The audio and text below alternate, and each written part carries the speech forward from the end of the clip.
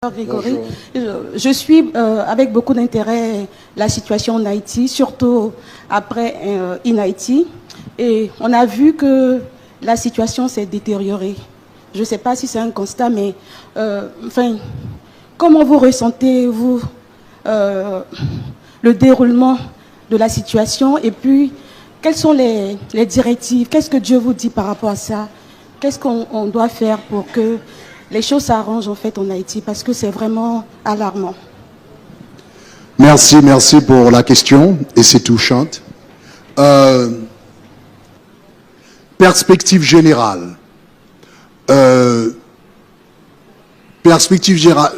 Chez nous, il y a un proverbe qui dit « Quand il fait plus noir, quand c'est vraiment ténébreux, cela veut dire que le soleil va se lever. »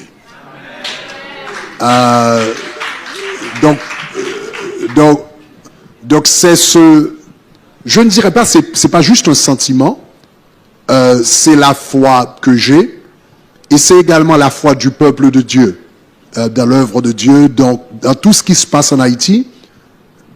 Jésus avait dit à Pierre, Satan t'a réclamé pour te cribler comme un froment, mais j'ai prié pour toi afin que ta foi ne se défaille point. La grâce que Dieu a accordée au peuple haïtien, c'est qu'ils n'ont jamais perdu la foi. Donc, avec tout ce qui se passe, les gens savent que demain sera, ce sera meilleur, demain. Donc, c'est peut-être pas demain, mais ils ont gardé la foi. Donc, le Seigneur est en train de travailler. Comme j'ai dit, Dieu est en train de faire un travail en Haïti, mais il a décidé de commencer par le spirituel. Donc nous autres, nous prêtons attention à la politique, nous prêtons attention à l'économie, nous prêtons attention. Mais Dieu est en train de travailler d'abord sur le spirituel.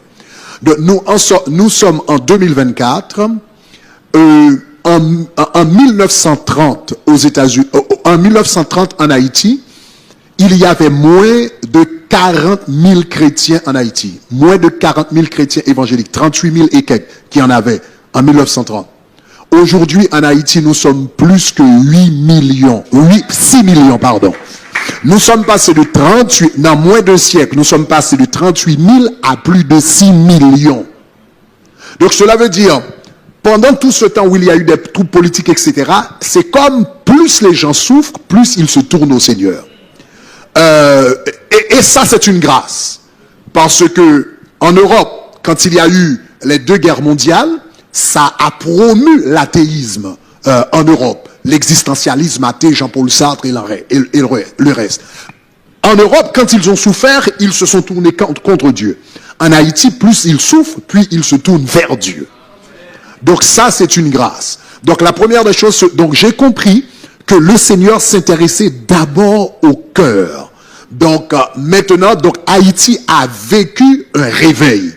Donc, où nous sommes passés de moins de 40 000 à plus de 6 millions. Ça, c'est un réveil, vraiment. Maintenant, l'autre étape, c'est ce que j'appelle la réforme. La réforme, c'est le changement des mentalités. Mais les mentalités ne peuvent pas être changées si les individus ne sont pas sauvés d'abord. Donc, la première étape, le Seigneur l'a déjà fait. C'est vraiment, ou est en train de le faire, c'est gagner des cœurs. C'est ça. Donc, ça se fait sur le plan spirituel. Donc, on trouve des chrétiens à tous les niveaux maintenant.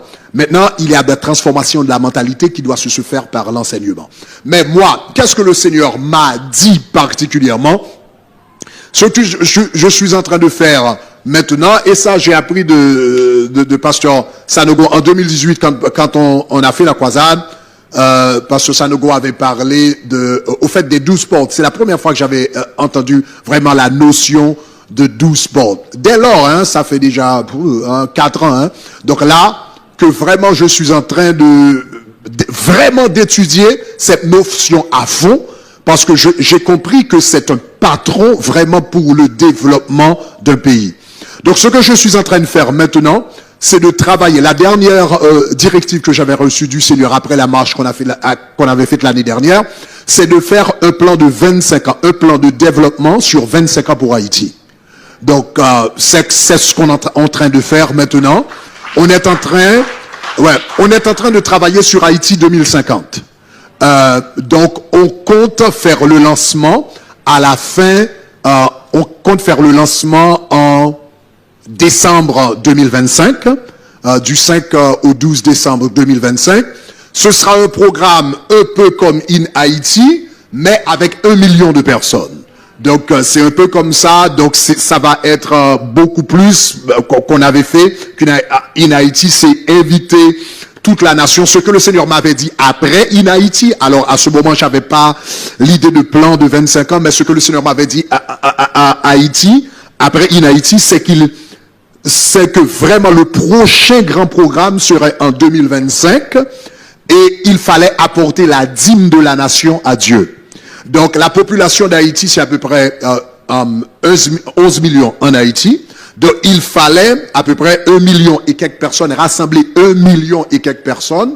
Donc, vraiment, pour un temps d'adoration. Il m'avait dit la dîme de la nation en adoration. Donc, ce qu'on veut faire en décembre 2025, donc, on est en train de travailler sur le plan. Donc, moi, j'ai pris à peu près 3 mois l'année dernière. Je me suis retiré des activités ministérielles pendant 3 mois pour travailler sur ce plan. Donc, j'ai déjà écrit les premières ébauches. Donc, cette année, je continue par rapport à ça. Donc, on va trouver des spécialistes et la communauté haïtienne et toute la nation haïtienne. Donc, on va travailler ce plan pendant les, je sais pas, 18 mois ou qui nous reste. Et puis, en 2025, on compte lancer un plan de 25 ans, un petit peu comme Wanda avait fait, Vision 2020, parce que le problème en Haïti, il n'y a pas de plan à long terme. Il n'y a personne. Le gouvernement n'a pas de plan à long terme, personne n'a de plan à long terme. Tout ce qu'on fait, c'est de réagir par rapport au problème. Maintenant, il y a des gars que tout le monde réagit. On réagit. Depuis moi que je connais, à Haïti, j'ai grandi. C'est toujours des réactions, mais jamais un plan à long terme pour dire, OK, on veut arriver à là dans 25 ans, et chaque 5 ans, nous allons nous évaluer pour voir ce qu'on a fait. Donc, pendant longtemps, j'attendais que quelqu'un d'autre le fasse. Mais finalement, je me suis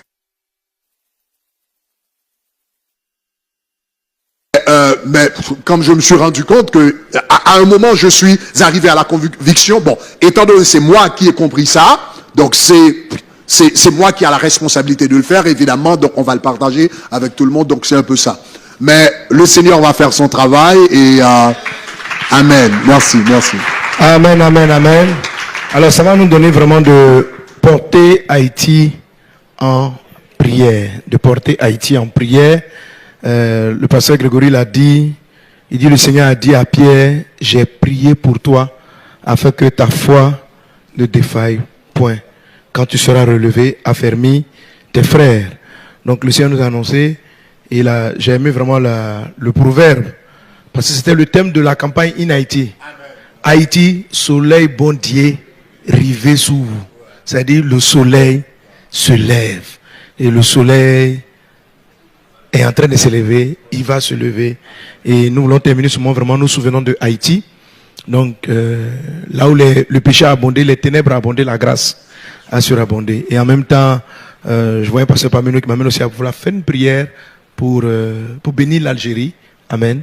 Et puis pour prier pour tous les pays où l'Église, les chrétiens passent par des moments très difficiles. Voilà. Donc, on va se souvenir aussi de l'Algérie, de prier pour cette nation. On a un de nos frères qui est de là-bas, qui nous a fait un peu l'actualité de ce qui se passe. Et nous voulons prier Dieu pour tous les chrétiens d'Algérie, pour toutes les personnes, afin que, que l'œuvre de Dieu continue de croître dans cette nation, en Haïti et dans toutes les nations concernées. Et on va en même temps terminer. Père Céleste, que ton nom soit béni, que ton nom soit glorifié. Je veux te dire merci pour ce partage de ta parole. Merci pour les questions qui ont été posées. Merci pour ce temps avec tes serviteurs. Merci pour ces instants. Nous terminons ce moment par cette question, c'est vrai, de Lala, qui était venu à point nommé, pour nous permettre de prier pour ce sujet qui tient à cœur particulièrement à ton fils, le pasteur Grégory. Mais qui nous tient aussi particulièrement à cœur, nous, ici, parce que bien avant 2018, tu nous as mis le fardeau de Haïti.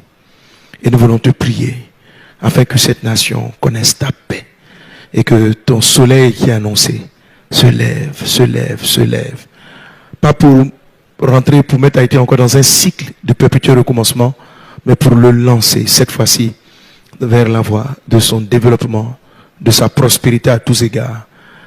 Je bénis ton nom pour ce témoignage puissant que ton fils vient de rendre, pour ces conversions massives qu'il y a aujourd'hui en Haïti.